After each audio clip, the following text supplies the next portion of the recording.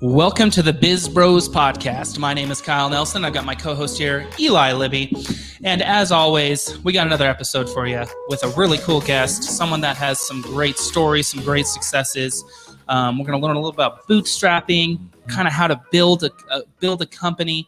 It doesn't always have to be digital. Sometimes it's something like a landscaping business, and then sometimes we go digital, and it's going to be a really good conversation. So we have Brian Clayton, CEO and co-founder of GreenPal, which is an online marketplace that connects homeowners with local lawn care professionals. It's been called the Uber for lawn care by Entrepreneur Magazine and has over 100,000 active users with doing thousands of transactions per day. It is insanely huge in its category. And he founded Peachtree, which had a $10 million annual revenue before it was acquired by Lusa Holdings in 2013. So we are very excited to have Brian here on the podcast. Brian, Welcome to the BizBros podcast. Kyle, Eli, great to be here. Thanks for having me on. Absolutely, Brian. Well, how's your morning going so far? Oh, it's going good, going real good. I had getting just warm enough here in Nashville where I live to get in the pool. So I did a nice swim this morning. Feeling great. Feeling pumped up for our interview. Oh, swimming already. Here in Central Oregon, swimming is not a thing right now. Not happening. Oh, man. Awesome. Well, I know we talked a little bit on our pre-show, but at some point we'll be coming out to Nashville, so we definitely want to sync up. Yeah, we'll definitely sync up. We got some buddies out there and some business kind of associates that we got to meet up with, so we'll definitely reach out. Awesome. Hell yeah. Well, let's jump in, guys. Let's do it. So Brian. No, go ahead. Go for it. I always step on my toes. Okay, yeah. So, Brian, tell us a little bit about kind of how you first got that first fire with entrepreneurship, how you first got started, and what kind of pushed you to start GreenPal. Yeah, so right now I'm CEO and co-founder of a company called GreenPal, which is a mobile app that works kind of like Uber, but for lawn mowing. So if you're a homeowner and you need to get your grass cut, rather than calling around on Craigslist or Yelp or Facebook to get a good lawn mowing service, you just download our app. You'll get quotes back in less than a minute. You can hire the lawn service you want to work with, and it all just kind of happens right through the app. I've been at this business for 8 years. We're an 8-year overnight success. We're doing around 200,000 people using the app, doing $20 million a year in revenue. But it started off really slow, really humbly, and we just kind of stuck it out and just grew it little by little each year. And luckily I was naive when I started the business, and I didn't know what I didn't know, because if I knew how hard it was going to be, I never would have gotten started. but before starting GreenPal, I actually, like you said, had a landscaping business. I started cutting grass in high school as a way to make extra cash. And I mowed yards all through high school, all through college, and little by little grew this little lawn mowing business that I had into a real landscaping company. And over 150 employees, over $10 million a year in revenue. And in 2013, the business was acquired by one of the largest landscaping companies in the United States. And so I kind of took everything I learned in the lawn mowing business over a 15-year period of time and then plowed it all into GreenPal, which is kind of like the app that makes the whole industry run smoother. Wow. I literally, the second you start explaining to me about it, I'm like, okay, everyone in Central Oregon's starting their irrigation. Like, I need this. Oh, yeah, absolutely. So quick question about GreenPal. Is it more like one-time transactional, or do people kind of sign up for a subscription model with different lawn care providers, and your company is a little bit of both? How does that work? Yeah, it's a great question. So we're in the business of introducing you to the best lawn mowing service that's in your neighborhood to come cut your grass at the best possible price. And then after that introduction happens, then we're in the business of making that whole relationship run very smooth. And so GreenPal is there to power that entire relationship moving forward. And so and when it comes to lawn mowing, you wouldn't think like it'd be a pain in the butt, but it actually is. Like these folks are busy, their equipment breaks down. Sometimes they come and go in and out of the business. And so there's this mysterious like case of the disappearing lawn guy. And our app helps eliminate that and prevent that from happening. So as a homeowner, when you download the app, you get quotes, you hire somebody to come out and mow it for you, and then you set it up for the entire year. If you liked how they did for you on the first mowing, you set it up for the whole season, and it just kind of happens in the background. You don't have to worry about it anymore. Wow, that's cool. So just more questions about the app. Do the quotes basically happen based on the size of your lawn, or how much work essentially that they would be doing?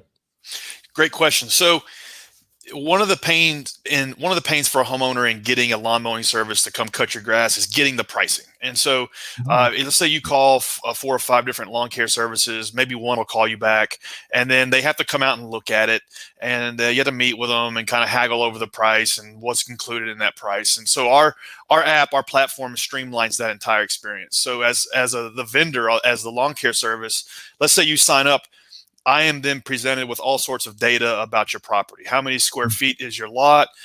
Aerial imagery, street view imagery. When was the last time you got it mowed? What your service expectations are? All of this data I now have in the palm of my hand, to where I can very quickly enter a quote in terms of how much it's going to cost for each lawn mowing.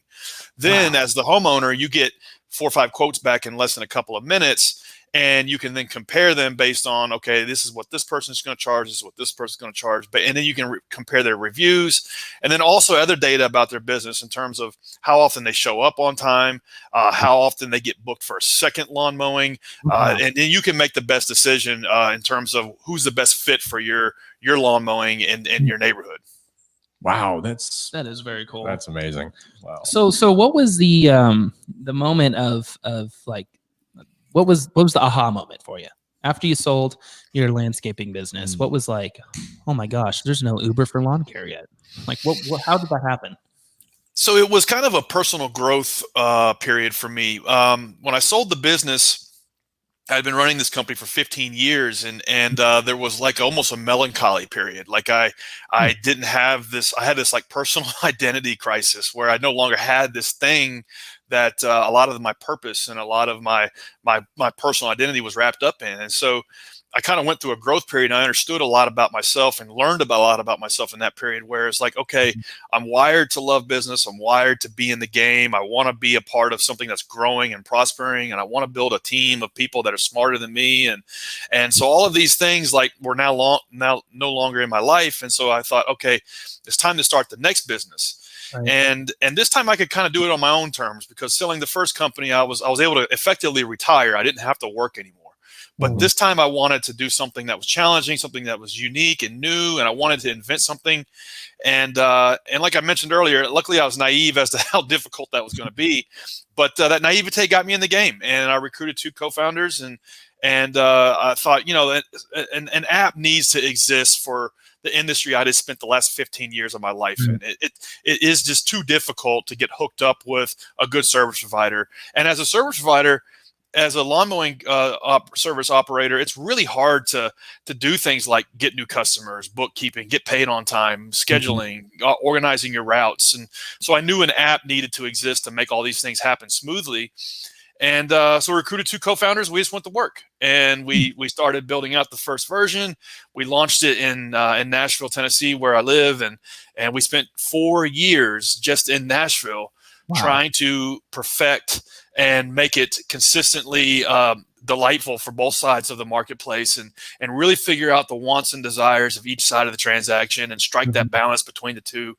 And it was difficult, but we just stuck with it and celebrated the small wins along the way. And it was kind of a snowball.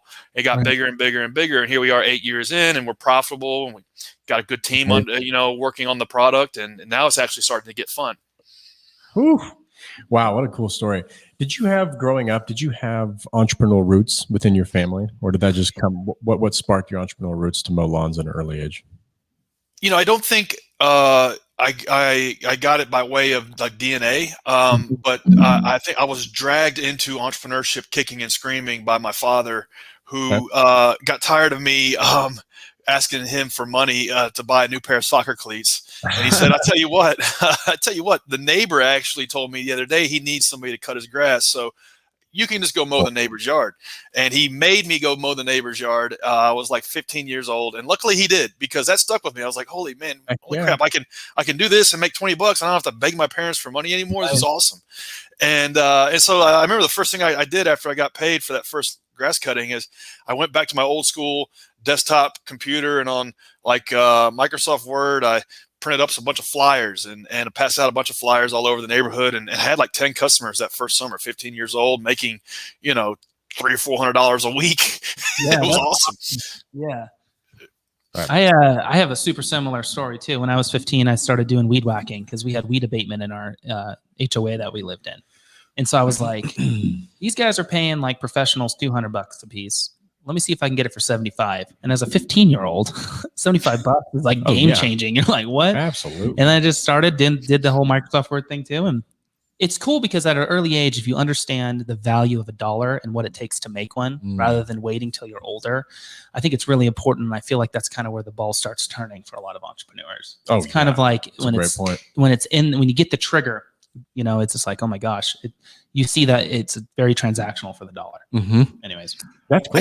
I hear that a lot, you know, talking with other entrepreneurs, doing interviews, and a lot of people say, oh, you know, my first business was a lawn mowing business. I was mowing grass in high school. And you hear that a lot. And I think the lawn care industry is a great kind of gateway drug to owning your own business. If you can make a living cutting grass, then you can usually start a business in most anything else, because you learn a lot of principles and fundamentals in the lawn mowing business. For instance, self-reliance. You learn that if it's going to be, it's up to me.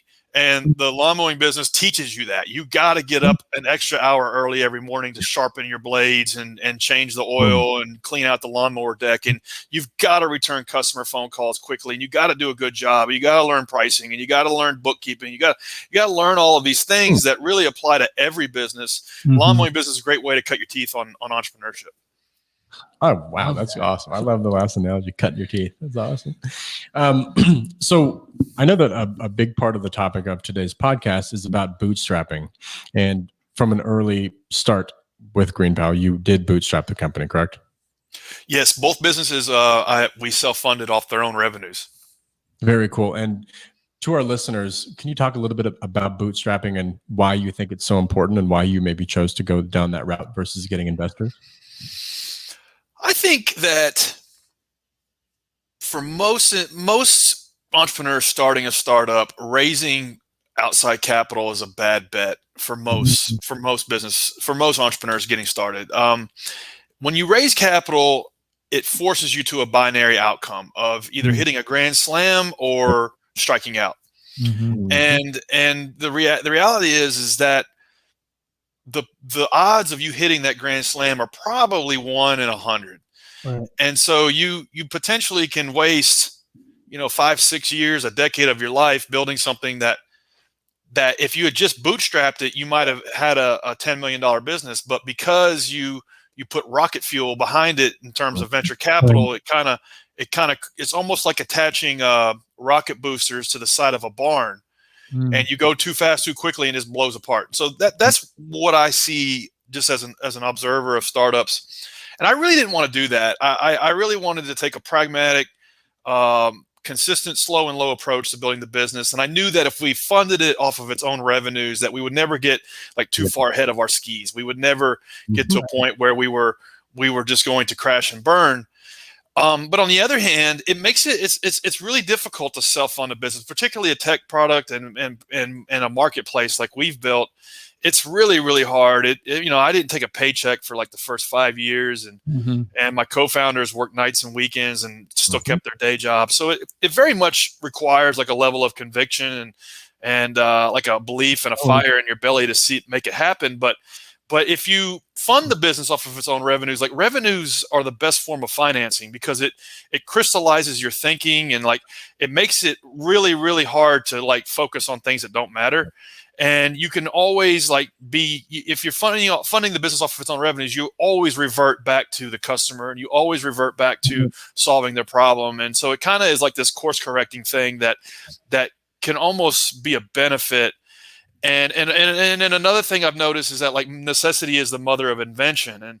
And so if you don't have a bunch of capital and you have to like fund the business that we only made $4,000 last month, you have to be really, really, really clear with where you spend that $4,000. And then you got to get crafty. You got to think of unique ways to solve problems for your customers and unique growth hacks and unique like product driven growth ideas rather than like taking $1 million and giving it to Facebook and Google. Right. You have to really take that money that you're making and be crafty with it. So that now that said, if you look at your phone, the home screen on your phone, including the phone, Mm-hmm. every one of those companies' apps were venture backed. And so, Right. it's like, it's not, or it's like they both paths work. Yeah. My experience is that the probability of success, if you go venture backed, it's almost like less so than if you just take the hard approach of funding it yourself. Right. Wow. All amazing points. I think feel we like agree with yeah, them to a T. 100%. I feel like bootstrapping is very, where every penny's going, and it's more like passion infused. Mhm. Your eyes are on every single portion of your business. Yep. You're running and fueling it by yourself or your co-founder or your team executives versus, getting, some investment money. You're then sprinting for the investor. But if there's a couple bad months at the end of the day, you still got a big old bank account full of money and you're not too worried about it. Whereas when it's revenue based and bootstrapped, you're like, shit, that was a $4,000 month. Our overhead's 40,000. Yeah. Let's rethink. Let's recalibrate. What are we doing here? Obviously, it's not working. Let's see what worked in the past. So everything we've done is bootstrapped, and we're right there in the same thought process. I think two things that come to my head are bootstrapping. Like you said, revenue is king. So it forces you to make sales your number one priority. If you can't sell, then get out of business. I think that's one part. Two, I do think investors kind of shield what could be a bad month, kind of like what you said. But I always think of investors as hitchhikers with credit cards. They can jump in your car. They'll pay for if you're taking them the way that they want to go, they'll pay for the gas, they'll pay for everything, they'll pay for the food. But if you're not doing what they want to do, they'll kick you out, steal your car, and go.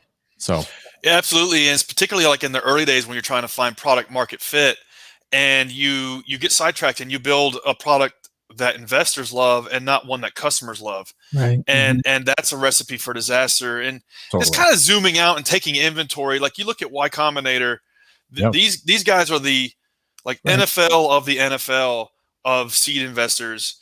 And everything from Stripe, Instacart, DoorDash, Dropbox, Reddit, Airbnb. Like you think of there's 20 or 30 or 40 of those household names that have come out of Y Combinator. Literally, let's just say 50.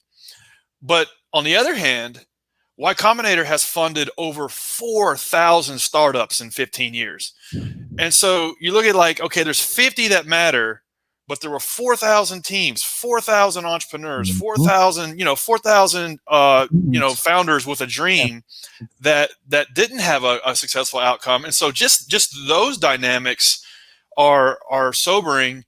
And there was probably a lot of businesses in that 4,000 that if they had bootstrapped, they might have had an 8-figure outcome. And so my point is that if you have a business that you're ready to get rocket fuel, then go raise the capital. But if you're in search of product market fit, it can accelerate a negative outcome more so than it can help increase your chances of success. And so that's why I offer it as kind of like a counter narrative to the popular narrative of, okay, I'm a tech founder. Let's go get a pitch deck. Let's go raise a seed round and then start off on that path that everybody does. You don't have to do that. I agree. Absolutely. And I think like what you said, when you need the fuel, you can start bootstrap, grind for 4 years. And then when your company is in the position of getting that funding, it's all about calculated risk and the appropriate time frame of actually getting it. And I think that's the problem with a lot of young startups is they just oh, I've got a pitch deck. I haven't even brought it to market yet. I haven't even built it yet, but I'm going to go start pitching it. And they don't know what to do with the money. It's at that point, it's just well, you're just kind of rolling dice, hoping that you're going to get, a couple doubles. It's just not going to happen. 100%. I think that just comes back to today's society and things. People want instant gratification. So they're trying to think that they're going to be, the next Instagram. So they're going to go out and raise capital before they even think about the business plan. But I think really most true gritted entrepreneurs, they want to be self-made. Whereas I think as soon as you take investment, to me, that kind of dilutes that theory of being self-made. Personally, I know it's great and it's worked for a lot of people, but I think our DNA is a little bit different. I think a lot of this new kind of tech startup entrepreneur and basically entrepreneur in general is they won't start the business unless they can raise the capital. And that's kind of a backwards way of thinking. You should be working on this thing, getting it as close from 0 to 1 as you can, like nights and weekends. Like when you wake up in the morning and you're in the shower, it should be on your mind. When your head hits the pillow, it should be on your mind. Like it's 7 days a week. You're trying to figure out how to breathe life into this idea. And then if you want to raise capital, cool, that's part of it. But like raising capital is not the thing that decides whether you go all in or not. You should have done that well before that. 100%. I think it comes back to the point I made earlier about making a sale. If you can't make a sale, then why are you even trying to go after? You should be get some validation first, and then go. Exactly. You should be sprinting. Right. You should be sprinting before the pitch. Exactly. Right. You shouldn't be sprinting.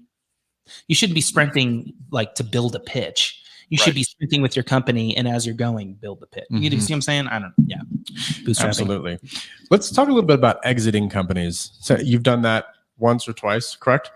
Yeah. So my first business, Peachtree, I built it to 8 figures in revenue and got it sold, which doesn't happen a lot in the landscaping industry. Right.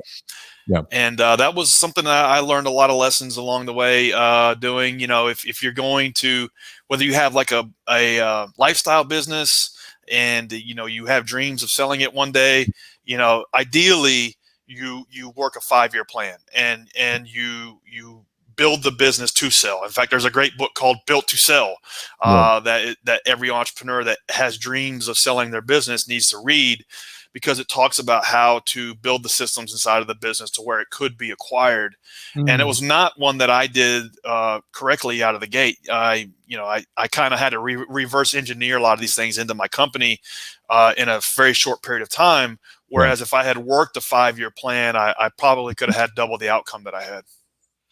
At the conception of Peachtree, did you have the idea to have it be sold? Like when you started it, were you like, I'm going to get out of this business, I'm building it to sell and get acquired? Or was it something that just kind of came about, somebody approached you? So definitely not something that I plan on doing day one. You know, as you run a business and as you grow a business from scratch, you know, your purpose and your why and why you're doing what you're doing should kind of evolve.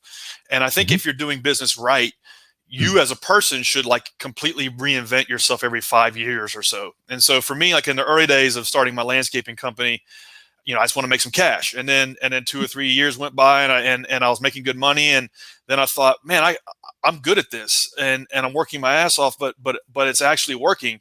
And then I thought, okay, I had a chip on my shoulders. Like I just want to build the biggest, most successful, most profitable landscaping firm in Nashville, Tennessee. And so I made like a 5-year plan to do that and worked 7 days a week for 5 years. And before I knew it, I had like 75 employees and $5 million a year in revenue, and just kept grinding on that. And then after that, like the reason why I was doing it was, wow, this is actually fun. And there's like 50, 60, 100 people that work here. And now I'm responsible for their livelihood, and I'm responsible for their success in life. And if I screw this up, then they're not going to have opportunities. And so like the meaning of running the company took on evolved to a new level.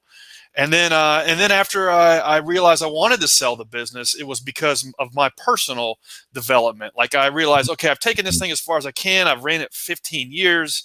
We're like number one in most every aspect of our little market here. And it's not that I've like conquered the world, but I was ready to do something different. And so from the time I made that decision to sell the company to the time that I got the business sold was over 2 years. And a lot of it was reverse engineering a lot of things into the business, like fixing a lot of the processes, like cleaning up a lot of the accounting. And if I had a 5-year plan that I proactively worked, it would have been a lot smoother transition. And I ultimately would have gotten a lot more for the company. Wow. Crazy. So to kind of summarize that, if you were to give a message just from what you just said within there for somebody that is looking to exit, what message would you leave them now that you've gone through that experience? Is it setting that 5-year plan? Is it setting kind of a goal for that 5 years? Or what do you think you would leave the audience with in terms of that last part you just talked about? Yeah. Examine the M&A activity in your industry. So if you're building a SaaS product, or you're in you run a landscaping company like I had, or you've got a coffee shop or a construction business, whatever it is, don't just believe that no matter what business you have, that it is sellable, because the reality is like it's probably not. Right. And the reality is you probably don't even have a business. You probably are self-employed. Right. And so there's a difference between the two. So take inventory of those two things. You read the book Built to Sell. Read another book called The Cash Flow Quadrant by Robert.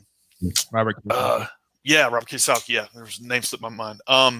Read those two books and really identify the difference between being self-employed and having a business. Once you understand that, then that kind of can frame how you're going to approach this.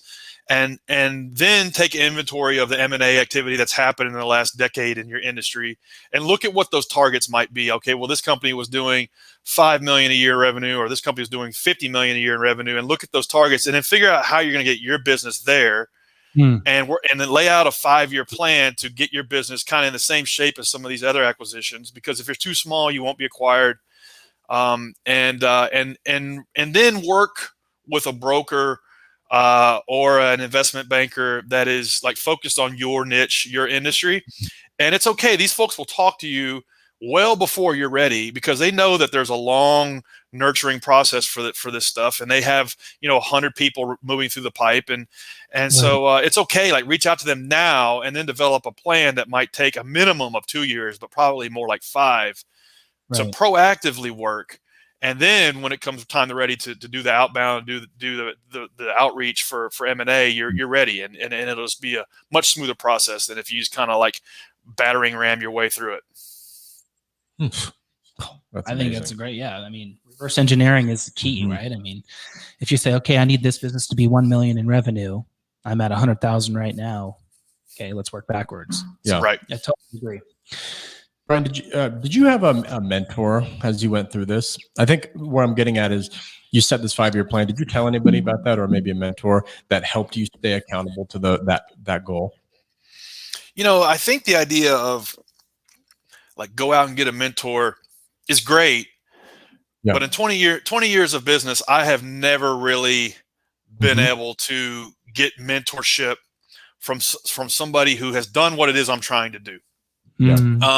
So I think that's the first piece of advice. Like Mark Cuban says, never take advice from anybody who has not done or who is doing what it is you're trying to do. Like there's a million, like life coaches, business coaches, success coaches, and you really like look under the hood, they haven't done shit. And so it's like, that's horrible advice. And not only that, you're paying for it. So it's like, be like really like cautious about how you enter like a mentor-mentee relationship.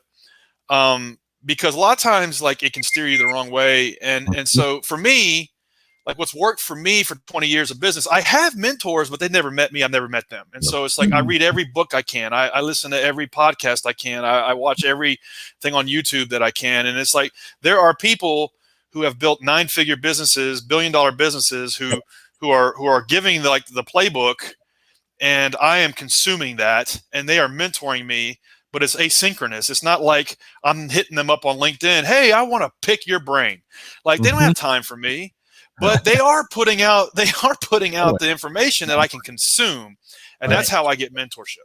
And I'm getting the best mentorship versus like paying a business coach to coach me for $200 an hour who's never built an 8-figure business. And so like, what is the point of that?